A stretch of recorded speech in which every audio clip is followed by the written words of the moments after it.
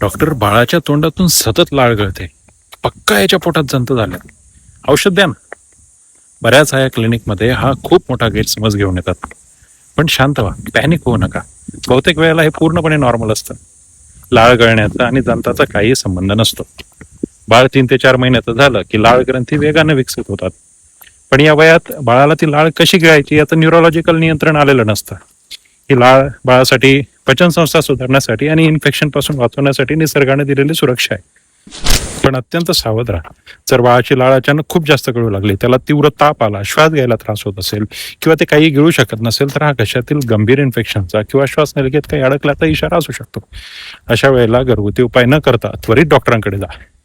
लाळ गळणं म्हणजे जंत असणं नव्हे, ते वाढीचं लक्षण आहे. माहिती आवडली तर शेअर करा.